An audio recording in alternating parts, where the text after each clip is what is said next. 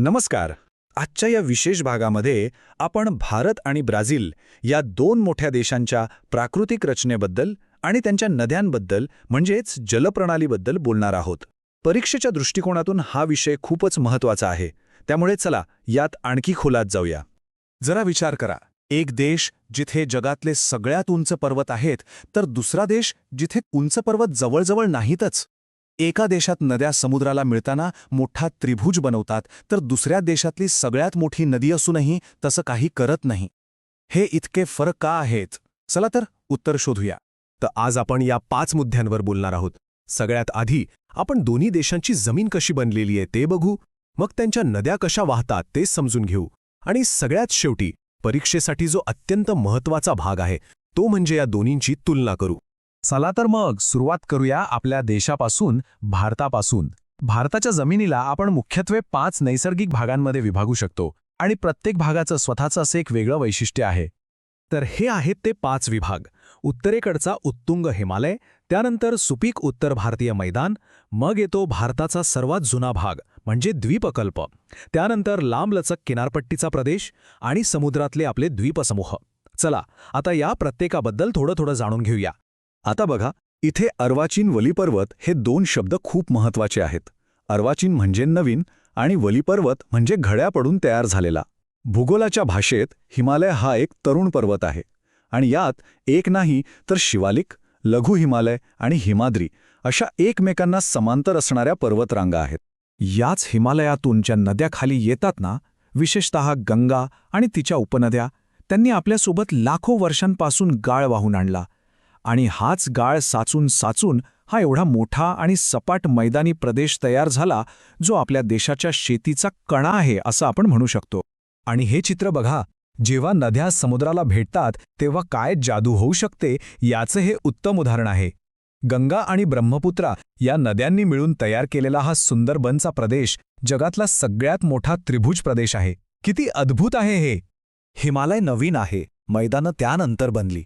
पण आता आपण बोलतोय भारताच्या सगळ्यात जुन्या आणि स्थिर भूभागाबद्दल, तो म्हणजे द्वीपकल्पीय पठार. ह्यातच अरवलीसारखे जगातले काही सर्वात जुने पर्वत आहेत आणि आपलं मोठं दख्खनचं पठारसुद्धा आहे. बरं, भारताचं तर झालं. आता वळूया ब्राझीलकडे, आणि इथेच आपल्याला पहिला आणि सगळ्यात मोठा फरक जाणवतो. भारतासारख्या उंच बर्फाच्छादित पर्वतरांगा ब्राझीलमध्ये अजिबात नाहीयेत.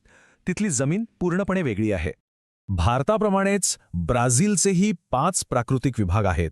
ते म्हणजे उच्चभूमी म्हणजे पठारी प्रदेश, त्यानंतर अजस्र कडा जो एक खूपच खास भूभाग आहे, किनारपट्टी, मैदानी प्रदेश आणि द्वीपसमूह.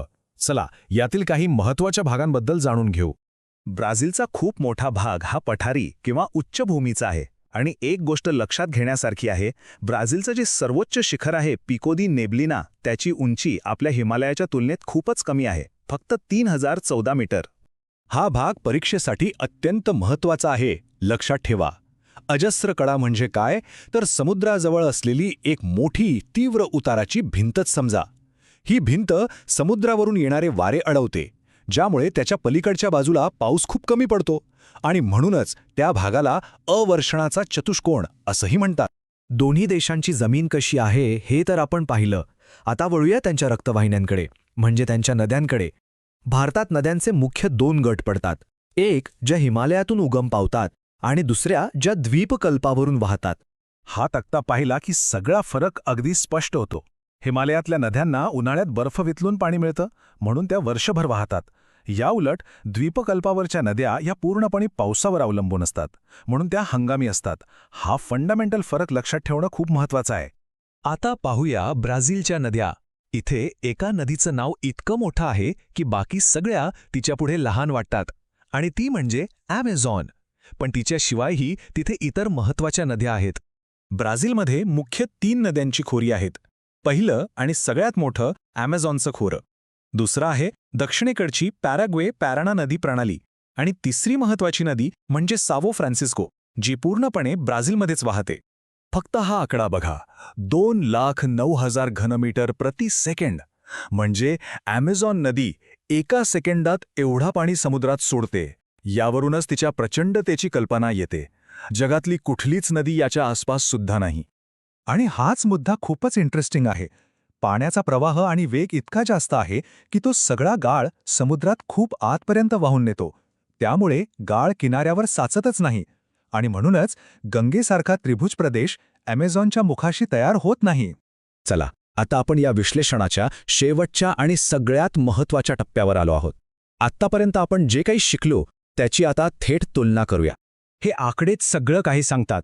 पाणलोट क्षेत्र असो, लांबी असो किंवा पाण्याचा विसर्ग असो, प्रत्येक बाबतीत ॲमेझॉन नदी गंगेपेक्षा कितीतरी पटीने मोठी आहे. हा तक्ता त्यांच्यातला फरक एका नजरेत दाखवतो.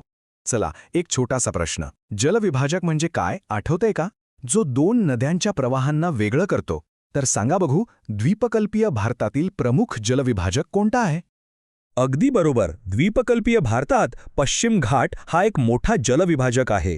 त्याच्यामुळेच काही नद्या पूर्वेकडे वाहतात आणि बंगालच्या उपसागराला मिळतात, तर काही नद्या पश्चिमेकडे वाहून अरबी समुद्राला मिळतात. आता नीट लक्ष द्या. परीक्षेच्या दृष्टीने हे 4 मुद्दे म्हणजे अगदी गोल्डन पॉइंट्स आहेत. यांना पक्क लक्षात ठेवा. 1. भारतात उत्तुंग हिमालय आहे, ब्राझीलमध्ये नाही. 2. गंगेच्या मुखाशी त्रिभुज प्रदेश आहे, ॲमेझॉनच्या नाही. 3. भारतातल्या पूर्व आणि पश्चिम किनारपट्टीमधील फरक. आणि 4. ब्राझीलचा हवामानावर परिणाम करणारा अजस्र कडा. हे मुद्दे म्हणजे या दोन्ही देशांच्या भूगोलाचा सार आहे. आणि जाता जाता हा एक विचार करायला लावणारा प्रश्न. हे पर्वत, ही मैदानं, या नद्या हे फक्त नकाशावरचे आकार नाहीत.